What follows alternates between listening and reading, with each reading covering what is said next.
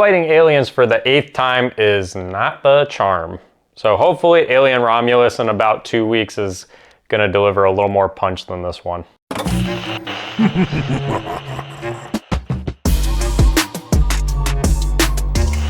Hey there, it's Mike, and welcome to another edition of the Sunday Scaries. And you know, we're counting down to Alien Romulus. We're finally on Alien Covenant. So we'll be wrapped up with all the reviews of the first 8 Alien franchise films. And hopefully we're gonna get a really great movie in a couple weeks here. But first we gotta talk about Alien Covenant. And this is another one, kind of like really 3 through 8, where they're all a little controversial. Some fans really like this one, other people could have it ranked dead last, and that's really how Alien 3 through Alien Covenant really can be ranked, just depending on the individual and your taste. So typically though with this movie, if you liked Prometheus, you typically like Alien Covenant. And for me, I actually am in that weird category where I really like Prometheus.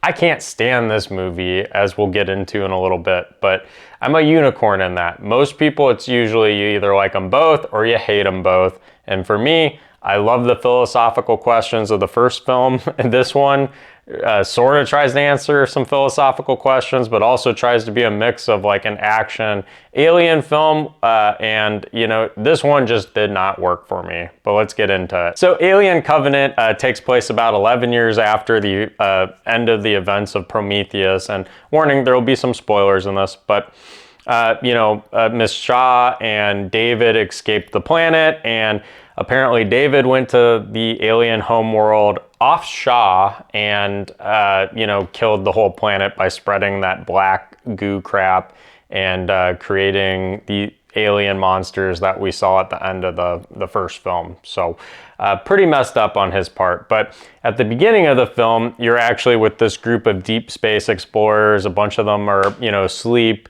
and they're trying to find a planet to colonize, you know, for Earth and start a new life. And this, you know, space disaster happens and they get sidetracked. And that's the big exciting, you know, event that causes this whole story to unfold. And, you know, there's a fire, there's this random cameo of James Franco in it, which I don't know why they just didn't cast him as the other guy that's in the movie more, because I think he would have done a better job personally. But anyways, they meet up with David. They have an android of their own that looks exactly like David, and, you know, gets into this whole crazy adventure. And I'm not really going to do a concepts in this review, just because I don't think there's a ton of new concepts to be presented from the first 7 films. But I will say, one of my biggest pet peeves with this movie is it's just so unbelievably predictable. And, you know, at least if you didn't like Prometheus, I'd have a hard time imagining you predicted every single thing as it was happening. You know, being able to predict exactly what was going to happen next. And in this movie, I mean, the characters that you think are going to die pretty quickly end up dying. They're pretty predictable deaths. The ending is unbelievably just predictable. I saw it coming 15, 20 minutes before the end of the film, which just drove me nuts. And so, you know, in that regard, it's just sort of a dull story.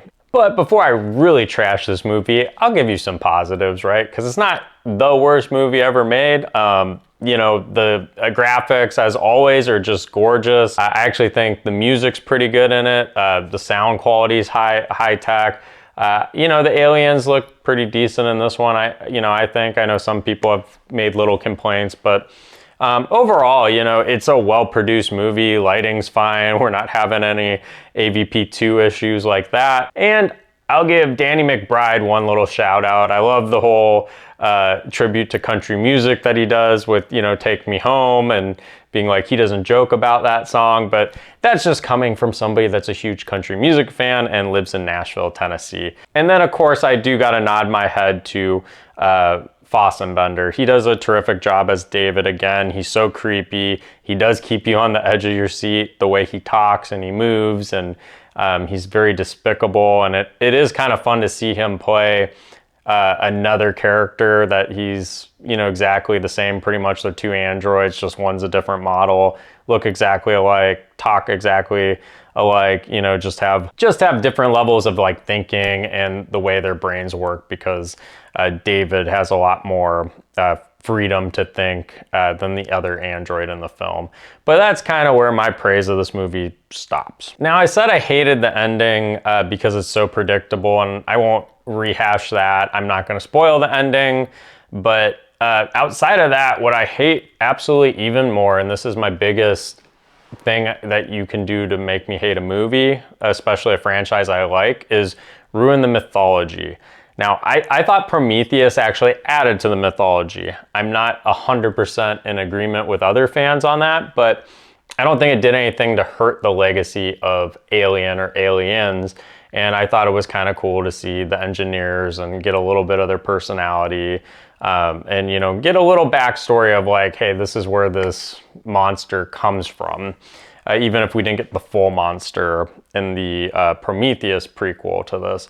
In this, they give us the whole backstory of how the first alien that we come to know in the first film is created. And guess what? It is by David, not the engineers. And I just don't like the concept of David is this evil android and the grand architect of all the issues that we're going to have in future films. And I know that's kind of being a little oversimplistic, but I don't like the idea of it's not an alien species that created this monster. It's our own creation. And maybe that could have been done in a way that I would have enjoyed more if the filmmaking was a little better on the storytelling front. But, I really just don't think I'd ever liked that concept. And I know there's some people that really do like it and think it's genius. I'm not in that camp, and as a result, this is one of my least returned to Alien films in the whole franchise. Like, I just don't have much fun with this film. And when you combine that with, I don't think the action is the best in this one. Like, it should, like, it looks okay, but the way it's delivered in this film just did not work for me.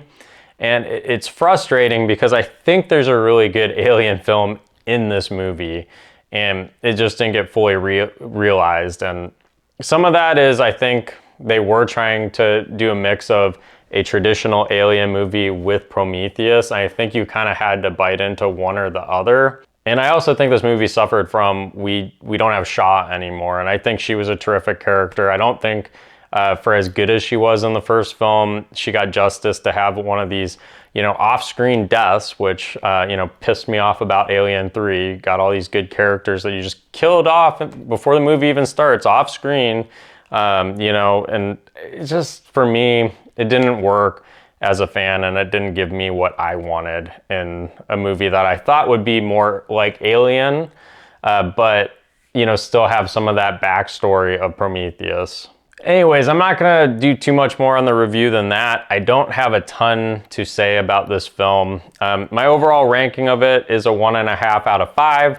Again, it wasn't produced poorly. I just think the story isn't that great. That's the biggest thing with it. And, if they had a better story with this level of production and maybe a little bit better acting by one or two of the cast members, it would be a good film. It'd be maybe even a great film. But with this story, for me, I just can't give it much more than a 1.5 out of 5. And for the fun meter, I'm trying to be generous with this movie. So I took myself back to seeing it in theaters for the first time. And so I'm giving it a 1.5 out of 5. I'm not going to give it less than a 1 or a 0 or anything like that. But I do think, if you go into this for the first time, and you're riding sort of the high of Prometheus, or even the low of Prometheus if you weren't a fan, you're excited by everything as far as, hey, what's going to happen next? How are they going to tie the story together? Is this going to be good? And